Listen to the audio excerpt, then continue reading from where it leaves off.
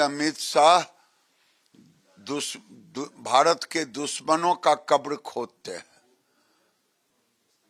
और मुझे तो लगता है ऐसे लोगों पर देशद्रोह का मुकदमा चलना चाहिए। जो भारत को पाकिस्तान की सोच रखने वाले लोग हों, जो चिकन नेक को काट देने की बात करे, उसके समर्थन में ये भारत की जनता कभी बर्दाश्त नहीं करेगी। देखिए, शर्जील इमाम और उमर खालिद की जमानत खारिज होने के बाद जेएनयू में इस प्रकार के नारे लगना निंदनीय है, दुर्भाग्यपूर्ण है। हिंसा की और व्यक्तिगत हिंसा की राजनीति में कोई जगह नहीं है। माननीय प्रधानमंत्री जी, माननीय गृह मंत्री जी के प्रति आप पॉलिसी पर लड़ाई लड़िए। In democracy we agree to disagree. आप पॉलिसीज पर लड़िए, एजुकेशन पॉलिसी पर बोलिए, फाइनेंसिस पर बोलिए, आप अन्य मुद्दों पर बोलिए, मगर जो लोग देश को तोड़ने के लिए काम करते हैं, शर्जील इमाम ने चिकन नेक काटकर पूर्वोत्तर भारत को अलग करने की बात की। भारत तेरे टुकड़े हो गए के नारे लगाने का काम उमर खालिद ने किया। 2020 के दंगों में उसका हाथ पाया गया है। ऐसे लोगों से सहानुभूति इसलिए रखी जाती है क्योंकि इस विधानसभा में ऐसे लोग हैं जिन्होंने शर्जील इमाम के साथ मंच साझा किया है। इंडी अलायंस के गठबंधन के लोग इस विधानसभा में हैं जिन्होंने कन्हैया कुमार के साथ अलायंस में चुनाव लड़ा था। जब आप इस तरह के लोगों को पैटर्नेज देते हैं तो जेएनयू में इस तरह से गैर जिम्मेदार लोग सिर उठाते हैं, जिसकी मैं निंदा करता हूं। जेएनयू में जो हुआ है, शर्जील इमाम और उमर खालिद के एक तरीके से समर्थन किया गया है, ये निंदनीय है, देश के खिलाफ है। मैं इसको देशद्रोही मानता हूं। ये वही लोग हैं जो देश को तोड़ने की साजिश में जुटे हैं। ये वही लोग हैं जो देश को अस्थिर करने में जुटे हैं। लेकिन प्रधानमंत्री नरेंद्र मोदी जी के नेतृत्व में देश पूर्ण रूप से सुरक्षित है और इस प्रकार के तत्वों से सख्ती से निपटा जाएगा, इसमें कहीं कोई दो राय नहीं है। भारत में रह कर के वंदे मातरम कहना ही होगा और जो नहीं कहेगा उसको बाहर जाना होगा। नहीं, बहुत खराब ट्रेंड है। अब सर्वोच्च न्यायालय कोई फैसला लेता है तो सर्वोच्च न्यायालय के फैसले को मोदी जी और अमित शाह जी के साथ जोड़कर देखना, ये तो बड़ी गलत परंपरा है।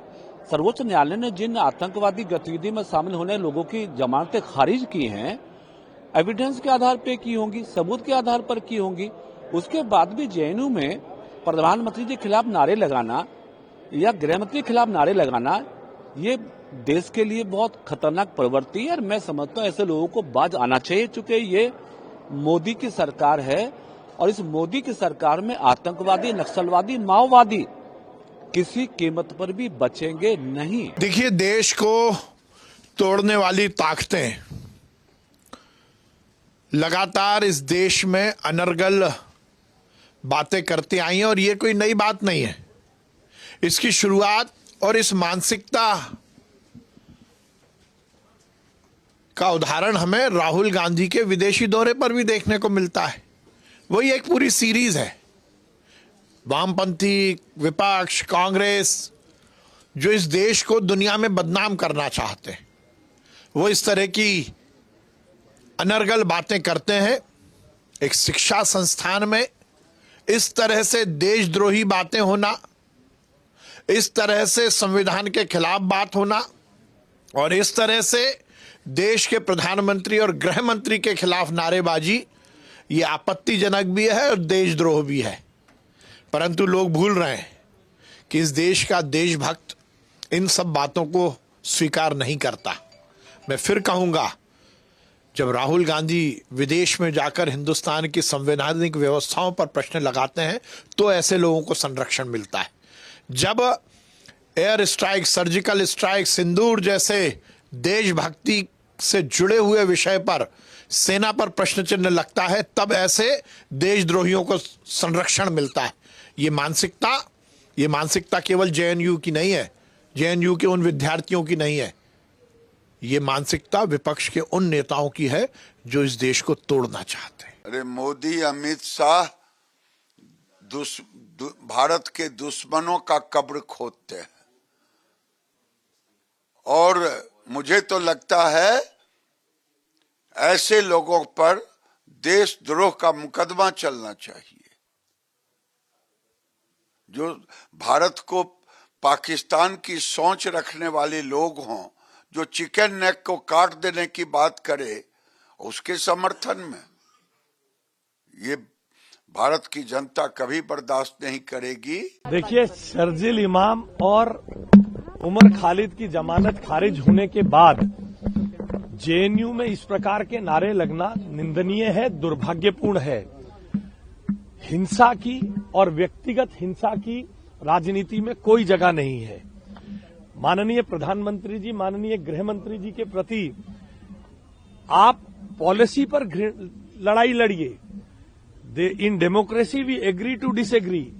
आप पॉलिसीज पर लड़िए, एजुकेशन पॉलिसी पर बोलिए, फाइनेंसेस पर बोलिए, आप अन्य मुद्दों पर बोलिए, मगर जो लोग देश को तोड़ने के लिए काम करते हैं, शर्जील इमाम ने चिकन नेक काटकर पूर्वोत्तर भारत को अलग करने की बात की।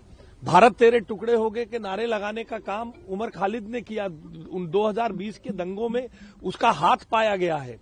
ऐसे लोगों से सहानुभूति इसलिए रखी जाती है क्योंकि इस विधानसभा में ऐसे लोग हैं जिन्होंने शर्जील इमाम के साथ मंच साझा किया है। इंडी अलायंस के गठबंधन के लोग इस विधानसभा में हैं जिन्होंने कन्हैया कुमार के साथ अलायंस में चुनाव लड़ा था।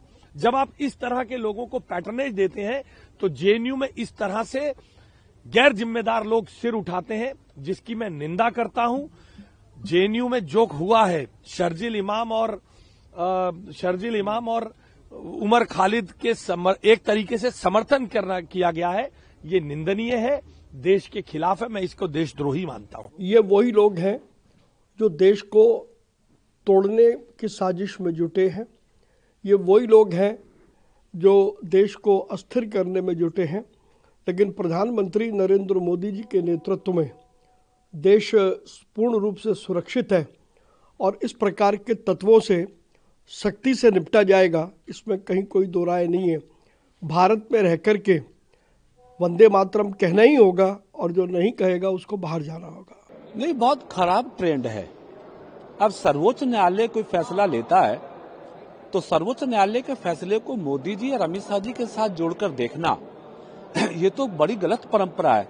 सर्वोच्च न्यायालय ने जिन आतंकवादी गतिविधि में शामिल होने लोगों की जमानतें खारिज की हैं, एविडेंस के आधार पर की होंगी, सबूत के आधार पर की होंगी, उसके बाद भी जेएनयू में प्रधानमंत्री जी के खिलाफ नारे लगाना या गृहमंत्री के खिलाफ नारे लगाना, ये देश के लिए बहुत खतरनाक प्रवृत्ति है और मैं समझता हूँ ऐसे लोगों को बाज आना चाहिए, चूंकि ये मोदी की सरकार है और इस मोदी की सरकार में आतंकवादी, नक्सलवादी, माओवादी किसी कीमत पर भी बचेंगे नहीं।